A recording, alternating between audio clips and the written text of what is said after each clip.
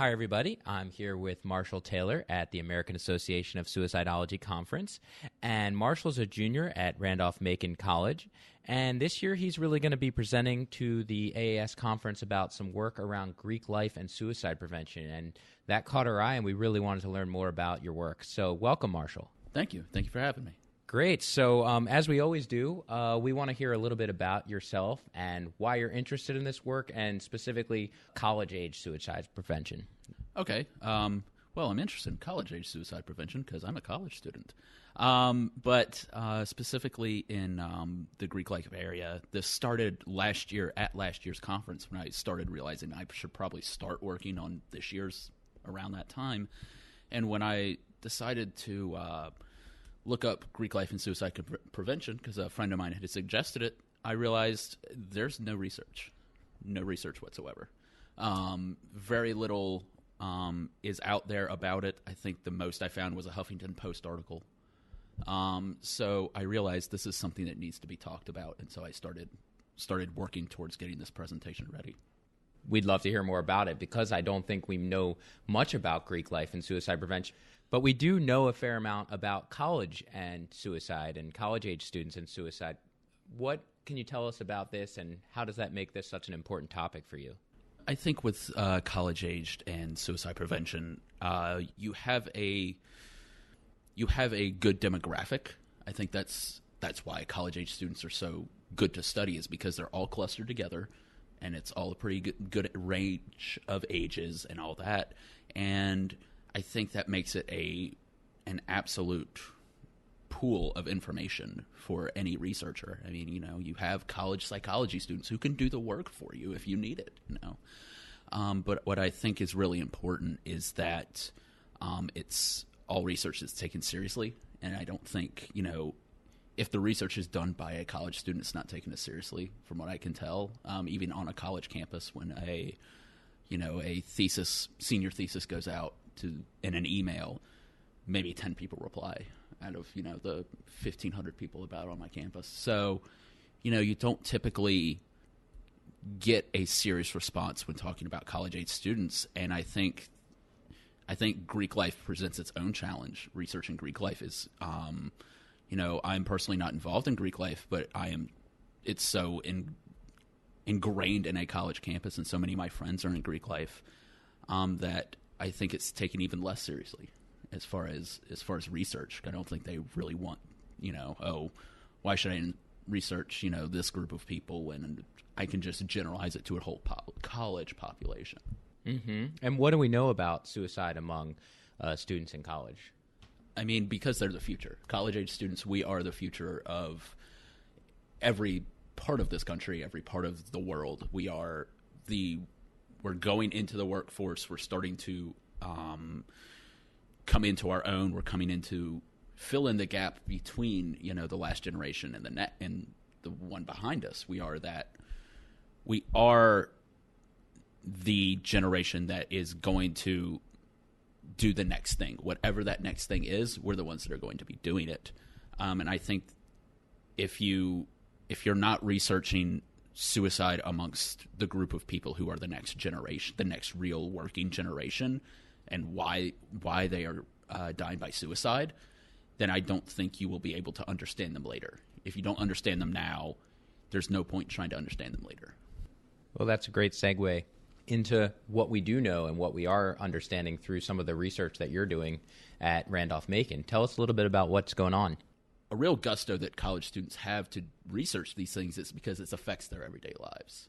The reason, about every year there's a presentation or an email that goes out about a survey about depression from the psych department in like a senior research project, is because it affects college students' lives. And I think that's the main reason you want to research suicide in a college-aged group, and specifically Greek life, is it because it affects their lives. It affects college students' lives every day.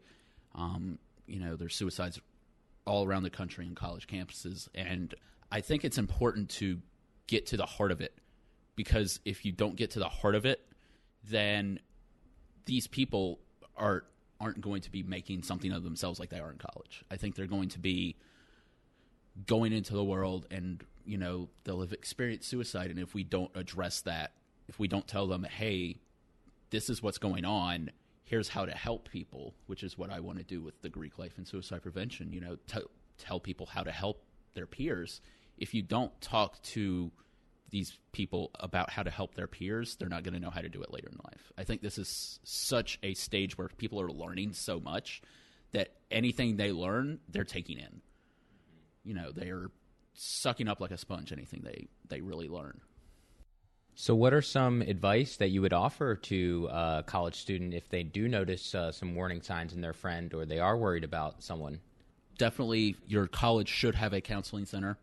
If they don't, they have an administration at the very least. So contact one of those two centers. Even the smallest of colleges have a counseling center. So the counseling center is definitely something to have your friend reach out to. Say, hey, here's their email. Why don't you email them and talk to them about this? Provide your own provide resources. There is always the hotline 1-800-273-TALK. The crisis text line 741-741. If they're in a specific community, there's always numbers for those. There's a Trans Lifeline, and there's the Trevor Project for the LGBT community. And just encourage your peers to reach out for help. They're reaching out to you. That means they want to reach out to somebody. They're going to want to reach out to somebody else. So I think it's important to get your peers to reach out. Very good advice there. And can you go into a little bit more detail? What's your presentation covering this year? Okay, so the presentation is obviously on Greek life and suicide prevention. And what we aim to do is get people in the audience to, A, understand that Greek life is worthy of research, and 2, that Greek life can be a place where prevention happens. There's a reason fraternities and sororities are brotherhoods and sisterhoods. It's because they are so close-knit and they all have each other's backs. And so I think when you look at prevention and you look at Greek life, they should be going hand in hand. When you look at Greek life and you look at suicide prevention, they should be going hand in hand, because Greek life members are so well connected with each other that if they have the resources, if they have the skills, the abilities to see warning signs and to help out someone who's showing warning signs, we could cut down on so much of college suicide. Because at my campus, I believe it's a number around 60% are in Greek life. That's 60% of a college population that you can disseminate information to and that can help their peers. So I think that's really the two big things, is that it's worthy of research and it is a place prevention can happen. I really like the way you said that. It's a place where prevention can happen, and kind of utilize the social networks that are in place and the connectedness, the community there, and just give some resources, share some knowledge so that folks can help out their brothers and sisters in the fraternity life. So you've done a great job of explaining, why it's important, why you want to get researchers involved in Greek life and suicide prevention. Tell us a little bit about the panel itself. The panel itself is I'm myself am moderating. We have Dr. Brian Kasar, who is a counselor at Montana State University and is actually the live-in advisor for the fraternity Sigma Phi Epsilon. So when his card was presented to me when I was thinking about doing this, I thought it would be perfect. And then I have a man named Brock Wagehoft, who is a Phi Kappa Psi, which is a fraternity, and then Lauren Cabell, who she is in Zeta Tau Alpha. So I have one fraternity, one sorority, a psychologist who is involved with Greek life, and then myself. Okay, and what are they going to kind of talk about? I think the two members of Greek life are really important to this panel, not only because it's a panel about Greek life, but because that they have their own experiences and their own reasons for wanting to be here, and they're unique in that they aren't involved in suicide prevention as much as most everybody else at this conference. Is that they have experiences, and they're also in Greek life, and they want to combine those two things. So I think it's really important that we have to people who really know what they're talking about as far as Greek life. Well, one other thing I wanted to touch on today is your work at AAS around social media. And of course, we always want to give out a shout out to the SPSM Suicide Prevention social media community. Just give us a little preview into what you're going to be doing here at conference this year. So our social media team is mainly based around going to panels, papers, presentations, all the research that's going on here, all the amazing stuff that's going on at this conference, and disseminating it through the community. Because, when everybody presents their awesome stuff here, that's great, but it's staying here and maybe back to their peers at their universities or their offices or what have you. But when you post it on social media, it can go everywhere. People that aren't going to be here, but that care about this topic, care enough to look for it on social media. So I think using social media is a great way to get all this information out, because there's so much here that is so useful to so many people. And I think social media is a great way to get people to see all the wonderful work, because people put a lot of work into what they do here. And I think just members of the association that happen to get to conference, there's so many more people that could appreciate all this work. Well, Marshall, it's been a pleasure having you on today. And again, kind of opening our mind a little bit to how we can use Greek life for effective suicide prevention. Do you have any closing remarks before we let you go today? I think what I would want to close with is that planting the seed of suicide prevention in these Greek organizations can have impacts generations and generations ahead of time, because these people keep these connections. People come to my campus that were Kappa Sigmas in the 1960s.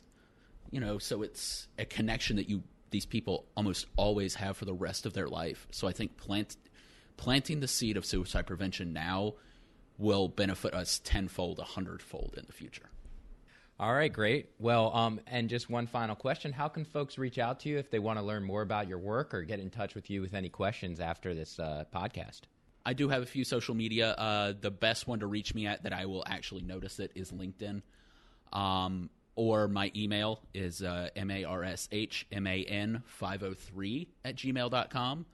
Just, send a sensible email, and I usually respond to those pretty quickly. And if you need my LinkedIn information, I'm pretty sure it's public, but if you need it, just email me and I can get you the link.